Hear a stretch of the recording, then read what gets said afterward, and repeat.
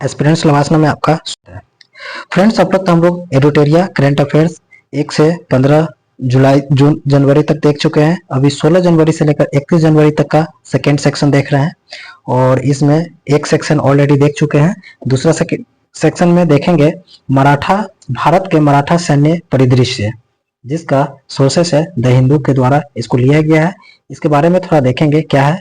तो भारत ने यूनेस्को की विश्व धरोहर सूची में 2024-25 के लिए मराठा सैन्य परिदृश्य को नामांकित किया है। 17वीं और 19वीं शताब्दी के बीच विकसित भारत में मराठा सैन्य परिदृश्य मराठा शासकों का कल्पना की गई असाधारण किलेबंद और सैन्य प्रणाली पर प्रतिनिधित्व करते हैं। इस नामांकन के 12 भाग है। देखते हैं क्या क्या इसमें दिया हुआ है और कौन कौन से 12 भाग है। तो इसका देखेंगे। पहला, महाराष्ट्र में सालहेर किला, लोहगढ़, रायगढ़, प्रतापगढ़, पन्हाला किला, सिंधुदुर्ग। तमिलनाडु में जिंजी किला, शिवनेरी किला, खंडेरी किला, राजगढ़, सुवर्णदुर्ग और विजय दुर्ग।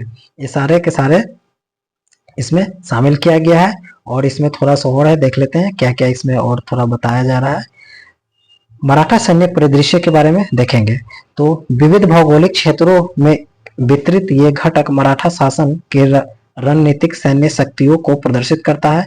किलों का यह असाधारण नेटवर्क पदानुक्रम, पैमाने और टाइपोलॉजिकल विशेषताओं में भिन्नता भारतीय प्रायद्वीप में सह्याद्री पर्वत श्रृंखलाओं, कोंकण तट, दक्कन का पठार और पूर्वी घाटों के लिए विशिष्ट परिदृश्य इलाके और भौगोलिक विशेषताओं को एकीकृत करने का परिणाम है। साथ ही में देखेंगे वर्तमान में भारत में यूनेस्को द्वारा मान्यता प्राप्त स्थल है। तो वर्तमान समय में भारत में 42 यूनेस्को विश्व धरोहर स्थल है। इनमें से 34 सांस्कृतिक है, 7 को प्राकृतिक स्थल और 1 को मिश्रित स्थल के रूप में नामित किया गया है। इस पॉइंट को आप ध्यान रखेंगे। टोटल भारत में कितने हैं तो 42 यूनेस्को विश्व धरोहर है, जिसमें 34 सांस्कृतिक स्थल है, 7 प्राकृतिक स्थल है और 1 मिश्रित स्थलों के रूप में नामित किया गया है। हाल ही में यूनेस्को ने भारत के 41वें यूनेस्को विश्व धरोहर स्थल में शांति निकेतन और 42वें यूनेस्को के रूप में कर्नाटक के पवित्र होयसल मंदिर के रूप में नामांकित किया है। इसको ध्यान रखेंगे, VVI पॉइंट है। टोटल 42 है। अगर 41 और 42 पूछ दिया या हाल ही में सबसे नया पूछ दिया तो आपको कर्नाटक के होयसल मंदिर हो गया, और उससे पहले पूछ दिया 41वां नंबर तो आपका शांति निकेतन की बात करते हैं। और टोटल 42 है। ओके, आप देखेंगे वन स्टॉप सेंटर योजना। वन स्टॉप सेंटर योजना के बारे में द इंडियन एक्सप्रेस के द्वारा इसका सोर्सेस है। इसके बारे में देखते हैं तो महिला सुरक्षा और सशक्तिकरण की दिशा में हाल ही में केंद्रीय महिला एवं बाल विकास मंत्री ने देश भर के 700 से अधिक जिलों में वन स्टॉप सेंटर की स्थापना की घोषणा की है। किस लिए किया है तो महिला सुरक्षा सशक्तिकरण की दिशा में। कौन किया है तो केंद्रीय महिला एवं बाल विकास मंत्री के द्वारा किया गया है। 700 से अधिक जिलों में वन स्टॉप सेंटर की स्थापना की गई। वन स्टॉप सेंटर के बारे में थोड़ा जानते हैं कि क्या है। यह केंद्रीय महिला एवं बाल विकास मंत्रालय के तहत तैयार की गई एक केंद्रीय परियोजना है। क्लियर, ये भी कभी कभी आ जाता है कि केंद्रीय है या राज्य है, परियोजना किसके द्वारा है तो केंद्रीय परियोजना है। हिंसा से प्रभावित महिलाओं को एक छत के नीचे निजी और सार्वजनिक दोनों स्थानों पर एकीकृत समर्थन और सहायता प्रदान करना है। वन स्टॉप सेंटर योजना 18 वर्ष से कम उम्र की लड़कियों सहित सभी उन महिलाओं की सहायता करने के लिए प्रतिबद्ध है जो हिंसा से पीड़ित है। यह केंद्र चिकित्सा, कानूनी, मनोवैज्ञानिक परामर्श, सहायता सहित सेवाओं की एक विस्तृत एक तत्काल पहुंच सुनिश्चित है। ओके, आगे देखेंगे इसके बारे में और क्या है। यह सामूहिक दृष्टिकोण महिलाओं को निशाना बनाने वाली सभी प्रकार की हिंसा के खिलाफ दृढ़ है। इसका वित्तीय सहायता इस परियोजना का क्या है तो इस परियोजना को निर्भया फंड के माध्यम से वित्त पोषण प्राप्त होता है, जिनमें से केंद्र सरकार 100% वित्तीय सहायता प्रदान करती है। वन स्टॉप सेंटर द्वारा दी जाने वाली सेवाएं क्या क्या है तो आपातकालीन प्रतिक्रिया और बचाव सेवा है, मेडिकल सहायता है, मनोसामाजिक सहायता और परामर्श है, कानूनी सहायता एवं परामर्श है। ओके, अब देखेंगे श्रेष्ठ योजना के बारे में कि श्रेष्ठ योजना क्या है, जिसके सोर्सेस है पीआईबी।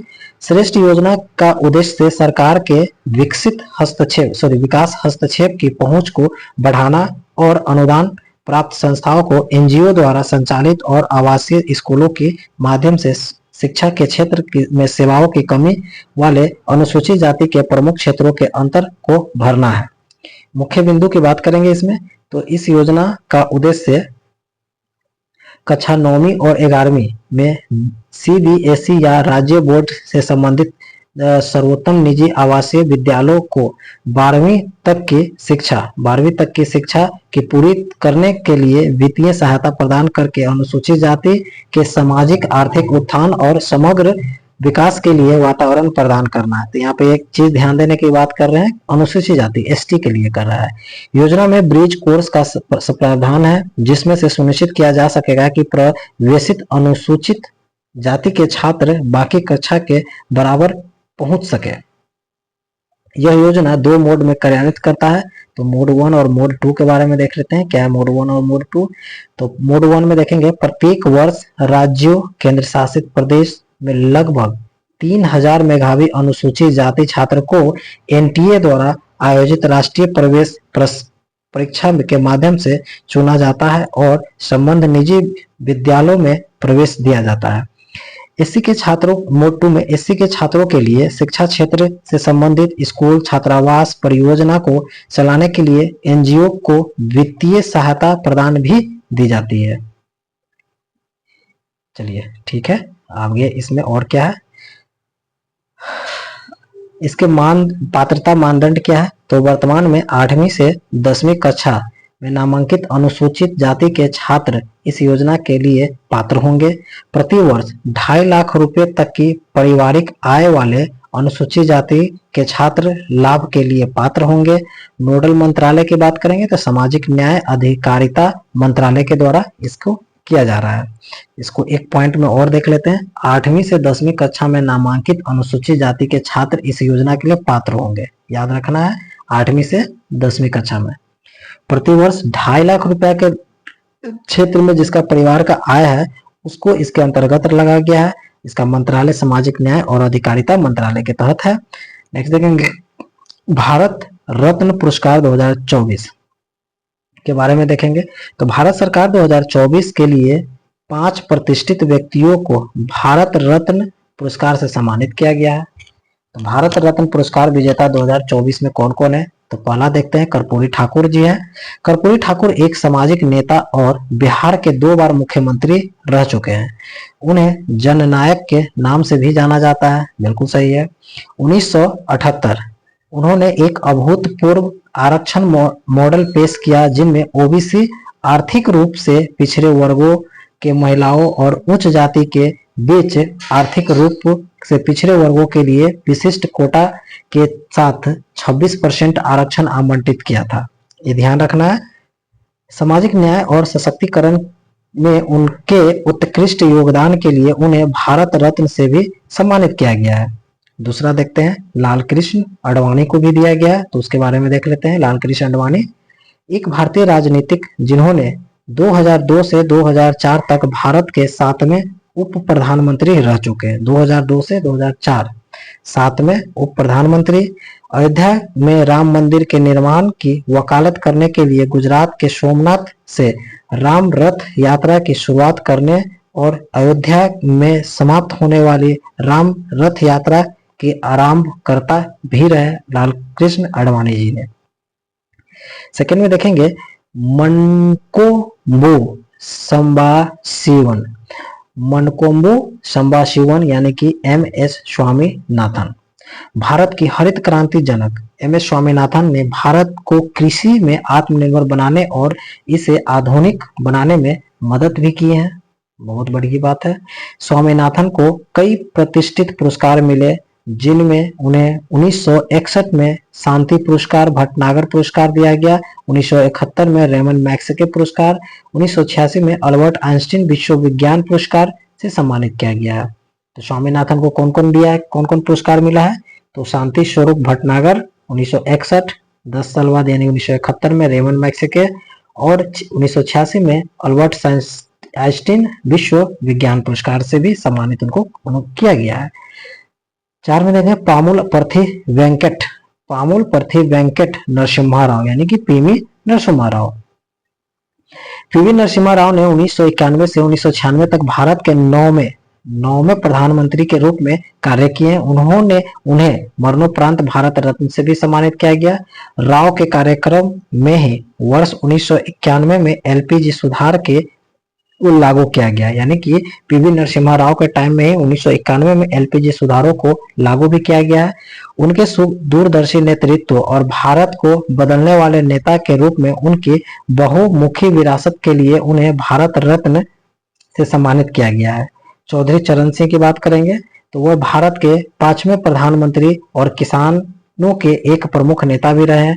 1952 में कृषि मंत्री के रूप में उन्होंने जमींदारी प्रथा को खत्म करने में उत्तर प्रदेश का नेतृत्व निभाए थे। भारत रत्न पुरस्कार के बारे में देखेंगे तो भारत रत्न पुरस्कार भारत का सर्वोच्च नागरिक सम्मान है जो मानव प्रयास के किसी भी क्षेत्र में असाधारण सेवा या उच्चतम स्तर के प्रदर्शन कार्य के लिए प्रदान किया जाता है। यह पुरस्कार 1954 से शुरू किया गया है। प्रथम प्राप्तकर्ता राजा गोपालाचारी, सर्वपल्ली राधाकृष्ण और सीवी रमन 1954 में भारत रत्न के पहले प्राप्तकर्ता रहे हैं। इस पॉइंट को याद रखें, कभी कभी क्वेश्चन में आ जाता है कि प्रथम भारत रत्न 1954 में शुरू हुआ और 54 में शुरू हुआ तो किसको किसको दिया गया।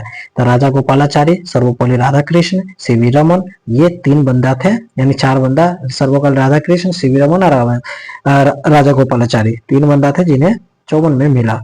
इसके एक प्रमाण पत्र, एक पीपल के पत्ते के आकार के पदक और कोई मुद्रिक अनुदान शामिल नहीं है।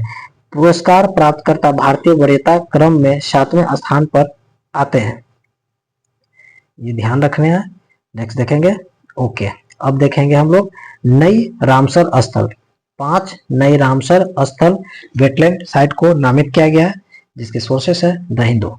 हाल ही में केंद्रीय पर्यावरण मंत्री ने रामसर कन्वेंशन के तहत 5 और भारतीय आर्द्रभूमि को अंतरराष्ट्रीय महत्व की आर्द्रभूमियों की वैश्विक सूची में शामिल करने की घोषणा किया है। भारत में रामसर साइटों की संख्या टोटल 80 हो गया है, अब तक 80 हो गया है। यह घोषणा विश्व आर्द्रभूमि दिवस के पूर्व संध्या पर की गई, जो प्रत्येक वर्ष 2 फरवरी को विश्व स्तर पर मनाया जाता है। 2 फरवरी को विश्व आर्द्रभूमि दिवस है। विश्व वेटलैंड दिवस 2024 का विषय क्या रहा, थीम क्या है, तो वेटलैंड एंड ह्यूमन वेलबींग। आइए इसको पॉइंट करेंगे। वेटलैंड थीम 2024 का थीम क्या है, तो वेटलैंड एंड ह्यूमन वेलबींग है। ओके, तो इसको 5 नए रामसर स्थल जो सिलेक्ट किया गया उसके बारे में देख लेते हैं।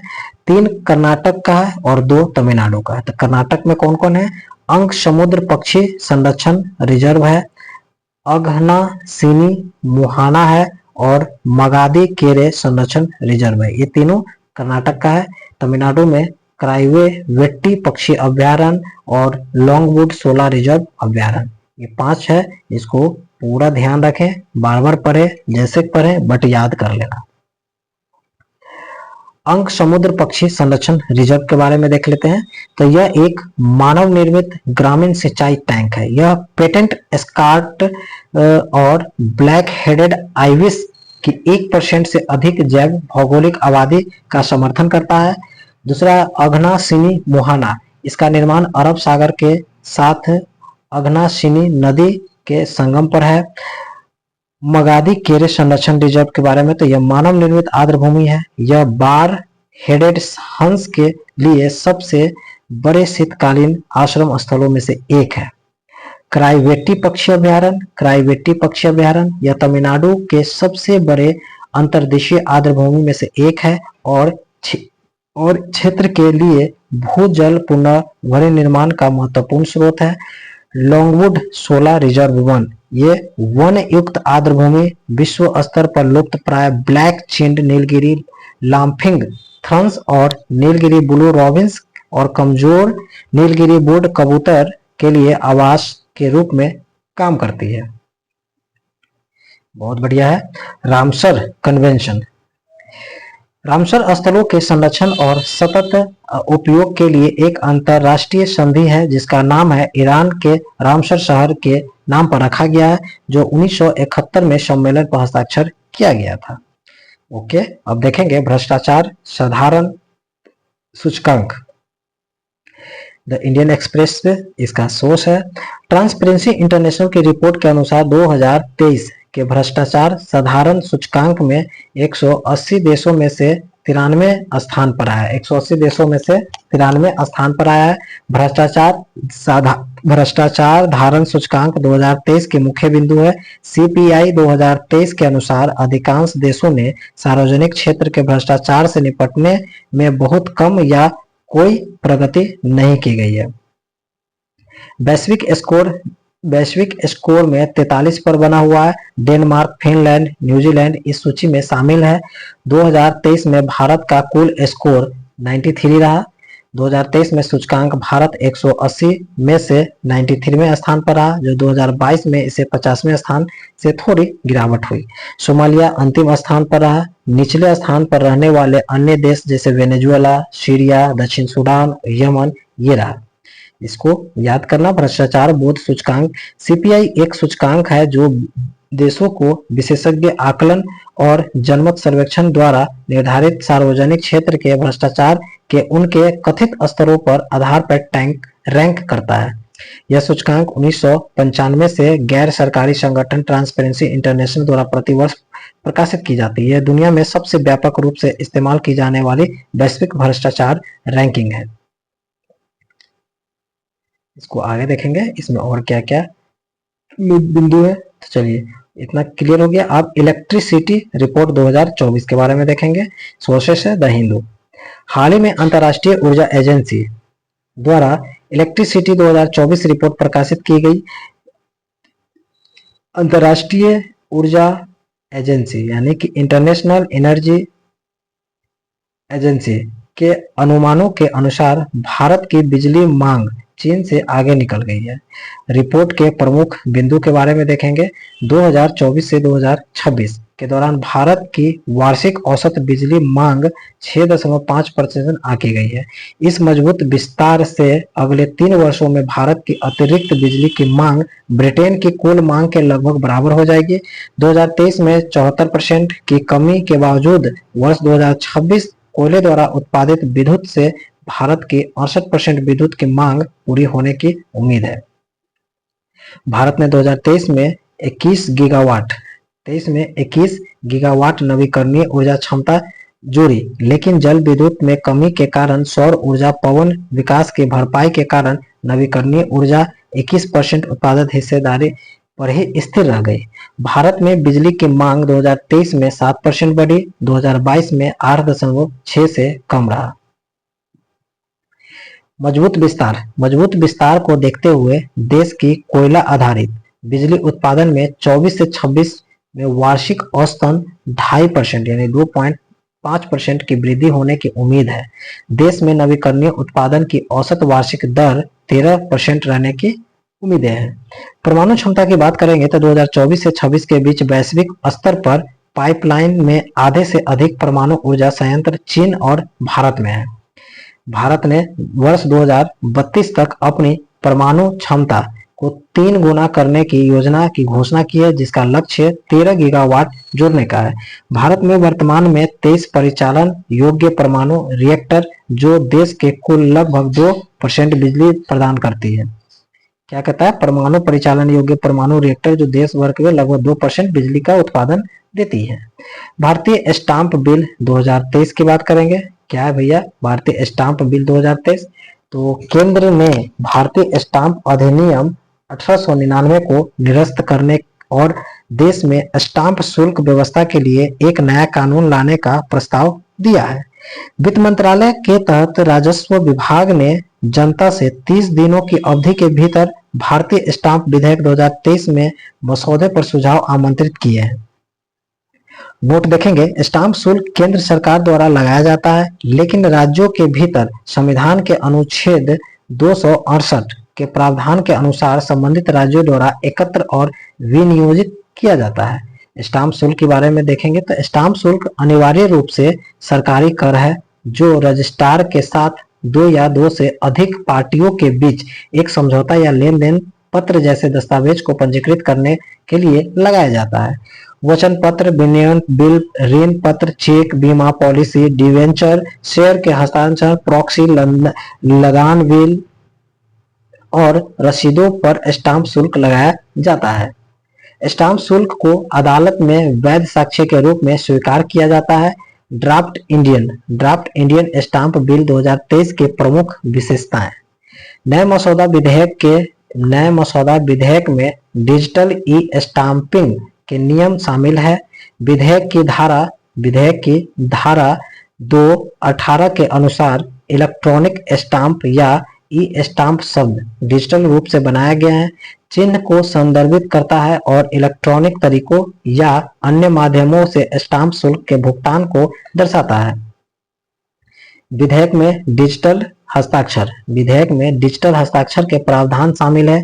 डिजिटल हस्ताक्षर वह तरीका है जिससे कोई ग्राहक इलेक्ट्रॉनिक प्रक्रिया के माध्यम से इलेक्ट्रॉनिक रिकॉर्ड को सत्यापित करता है।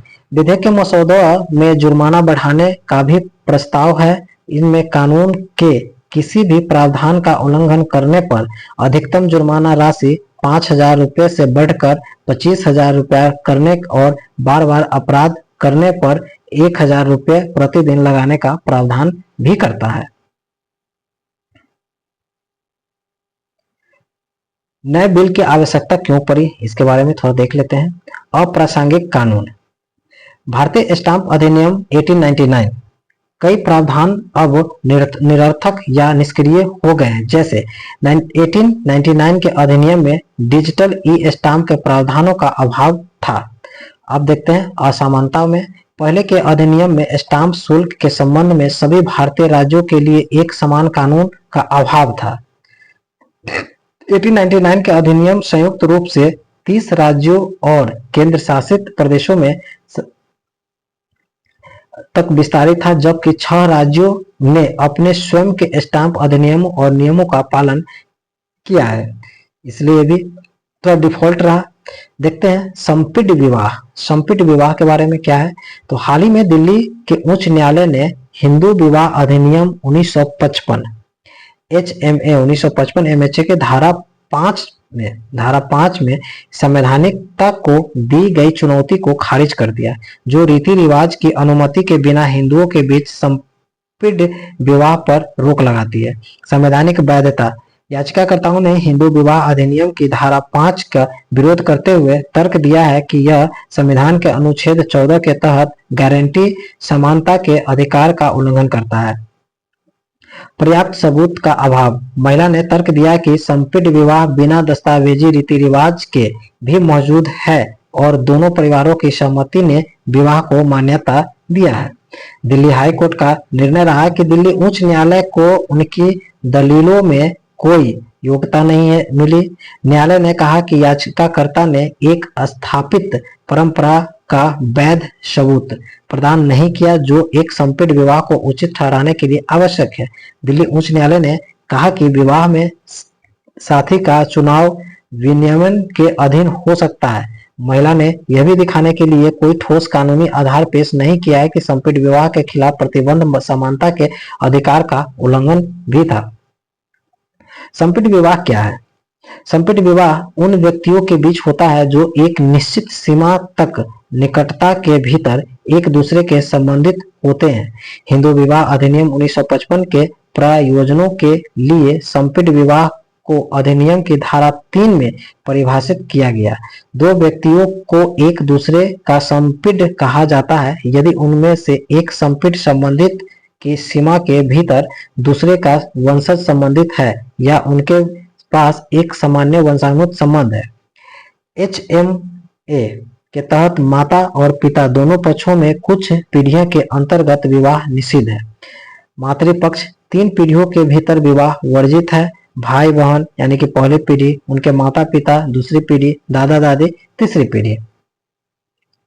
पितृपक्ष, इसका विस्तार दादा दादी अर्थात 5 पीढ़ियों के भीतर इस वंश को साझा करने वाले किसी भी व्यक्ति तक लागू होगा। यदि कोई विवाह संपिट विवाह होने की धारा 5 के उल्लंघन करता है तो पाया जाता है तो ऐसे ऐसी कोई स्थापित प्रथा नहीं है जो इस तरह के प्रथा की अनुमति देती है, जो तो इसे शून्य घोषित कर दिया जाएगा। अर्थात विवाह प्रारंभ से ही अमान्य था और ऐसा माना जाएगा जैसे कि यह कभी हुआ ही नहीं। अपवाद के बारे में देखेंगे, इसका अपवाद क्या है। तो एचएमसी धारा 5 के अनुसार यदि इनमें सम्मिलित व्यक्तियों के रीति रिवाज संपीड़ विवाह की अनुमति देते हैं तो ऐसे विवाह को शून्य घोषित नहीं किया जाएगा। कस्टम शब्द की परिभाषा एचएमए की धारा 3A में प्रदान की गई है कि इसमें कहा गया है कि एक प्रथा को लगातार और समान रूप से लंबे समय तक मनाया जाना चाहिए और इसे स्थानीय क्षेत्र, जनजाति समूह या परिवार में हिंदुओं के बीच पर्याप्त वैधता प्राप्त होनी चाहिए, जैसे इसे कानून की शक्ति प्राप्त हो। नोट, अदालत ने कहा कि यदि विवाह में साथी की पसंद को अनियमित छोड़ दिया जाता है तो अनाचारपूर्ण संबंध को वैधता मिल सकती है। बहुत अच्छी बात है, करो ऐसे लोग सब विवाह। एनीवे, संपीड़ विवाह। एनीवे, अब आगे देखते हैं दावोस शिखर सम्मेलन 2024। विश्व आर्थिक मंच WEF के वार्षिक बैठक का एक वर्ष का संस्करण 15 जनवरी से 19 जनवरी तक आयोजित किया गया। WEF 2024 का व्यापक विषय पुनर्निर्माण विश्वास। पुनर्निर्माण यानी कि WEF 2024 का विषय क्या रहा है, तो पुनर्निर्माण विश्वास था। ओके, पुनर्निर्माण विश्वास था। दावोस बैठक 2024 में कृत्रिम बुद्धिमत्ता के बारे में थोड़ा देखते हैं। इस वर्ष की बैठक में AI मुद्दा केंद्र में रहा। मानव कल्याण के लिए इसकी अनेक परिवर्तनकारी क्षमताओं पर चर्चा की गई। इसमें संभावित खतरों पर भी प्रकाश डाला गया, जैसे कि विनियमन की आवश्यकता, प्रतिरूपण और गलत सूचना की जोखिम, नौकरी छूटने का डर। इसमें असमानताएं और भी गंभीर हो सकती है, किंतु प्रतिभागी इस बात पर सहमत हुए कि सकारात्मक नकारात्मक से अधिक है। मानव बुद्धि को AI से किसी बड़े खतरे का सामना करना पड़ा।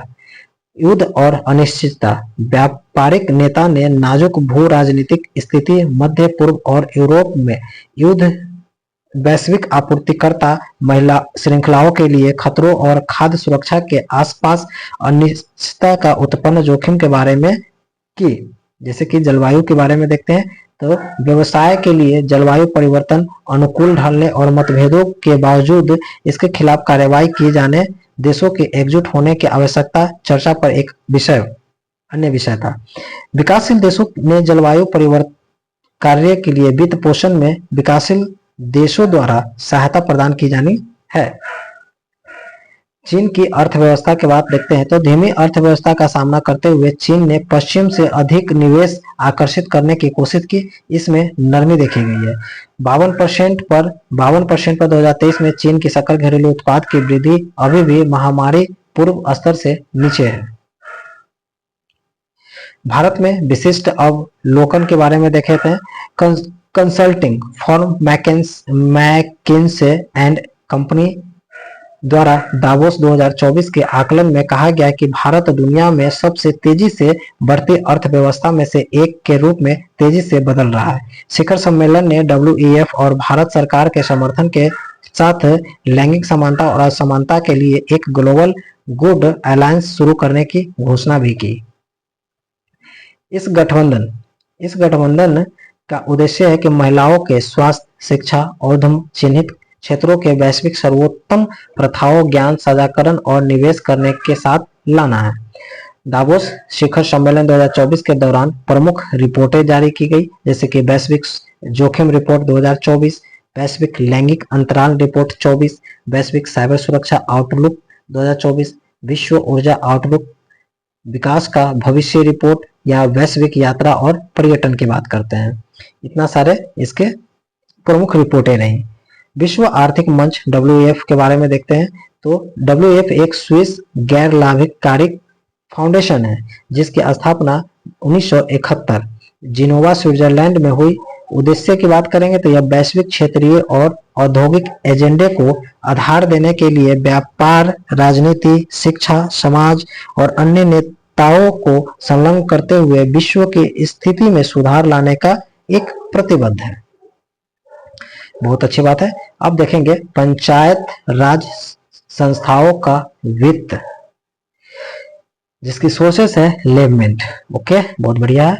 हाल ही में भारतीय रिजर्व बैंक आरबीआई ने पंचायती राज संस्थाओं का वित्त रिपोर्ट जारी की। यह रिपोर्ट उनके वित्त और भारत के सामाजिक आर्थिक विकास में उनकी भूमिका का आकलन प्रस्तुत करता है। बहुत अच्छी बात है।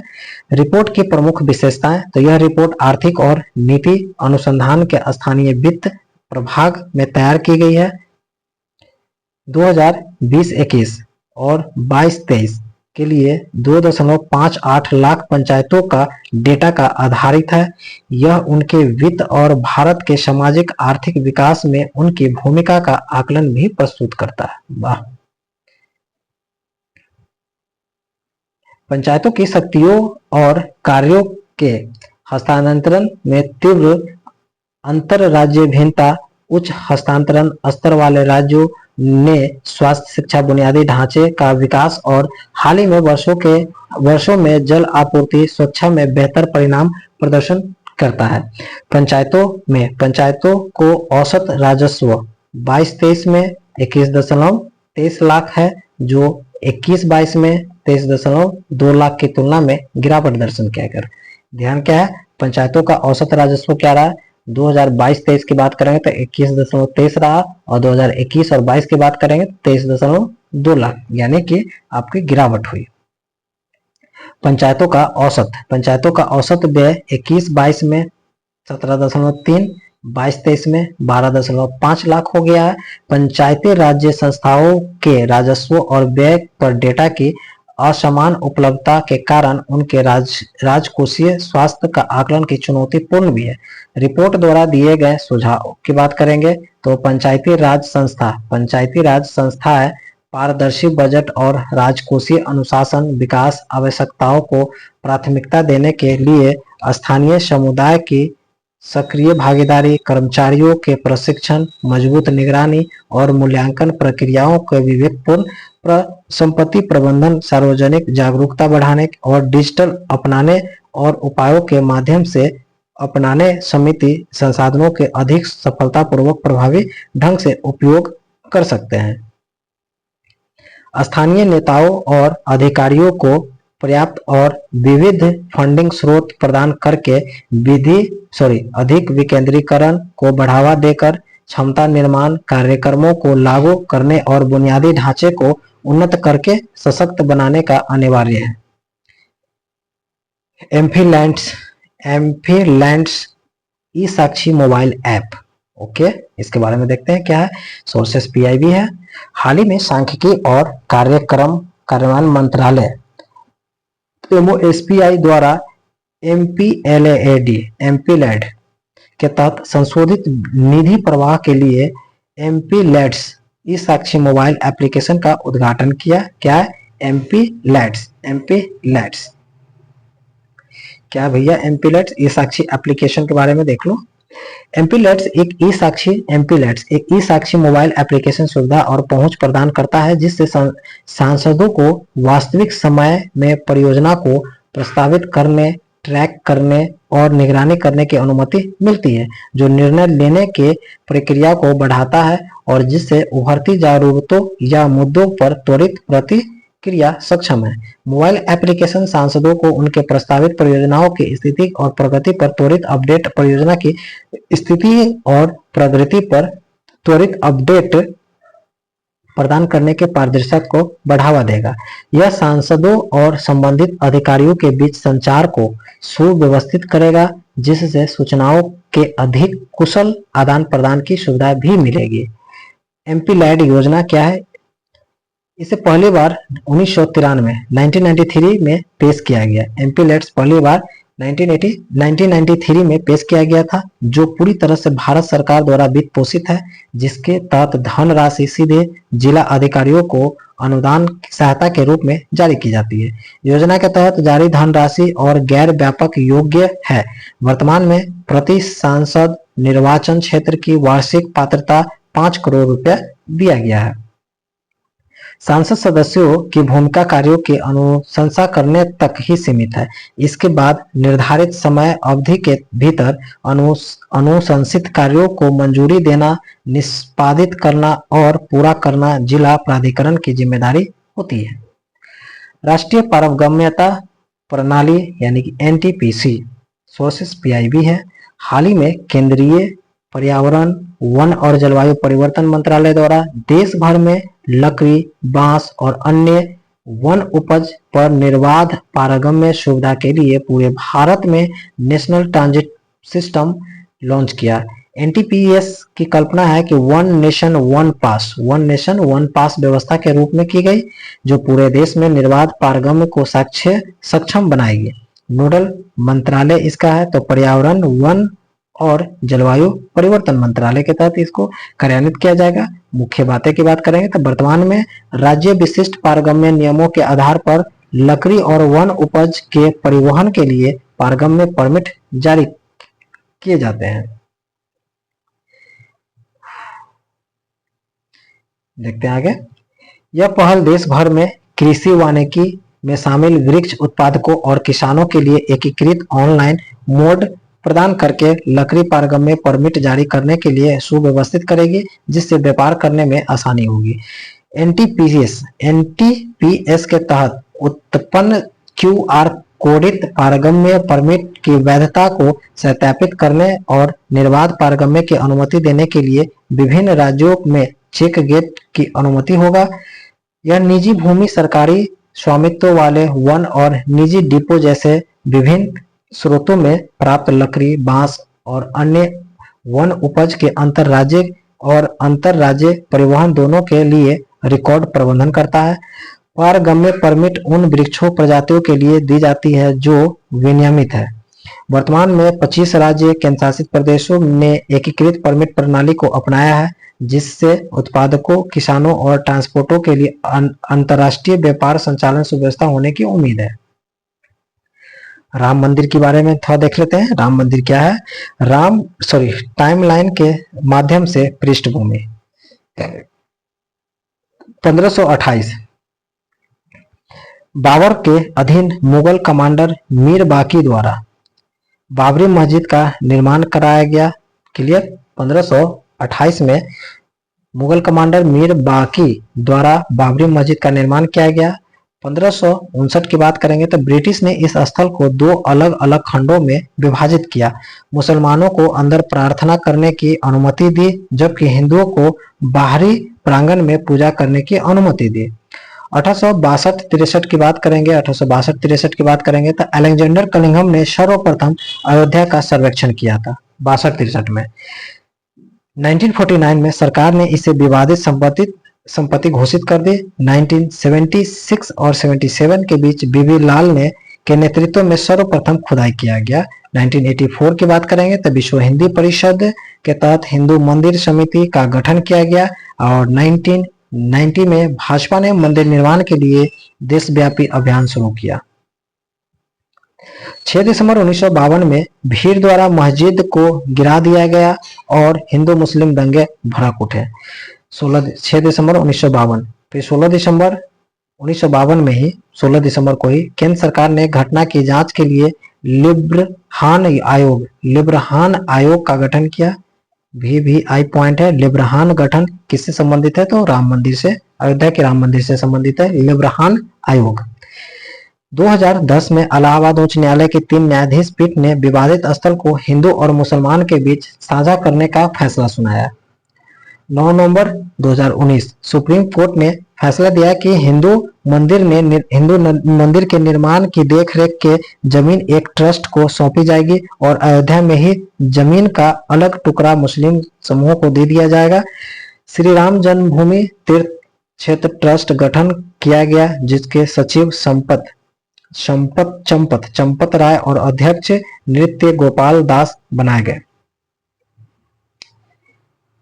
5 जजों की बेंच द्वारा फैसला और उनके सदस्य निम्नलिखित है, जो CJI रंजन गोगोई रहे, जस्टिस S बोबडे रहे, DY चंद्रचूड़ रहे, अशोक भूषण रहे और S अब्दुल नजीर रहे। 5 अगस्त 2020 प्रधानमंत्री ने मंदिर की आधारशिला रखी। 22 जनवरी 2024 प्राण प्रतिष्ठा रहा। श्री राम जन्मभूमि मंदिर की विशेषताएं क्या है, तो इसके बारे में भी थोड़ा देख लेते हैं भैया।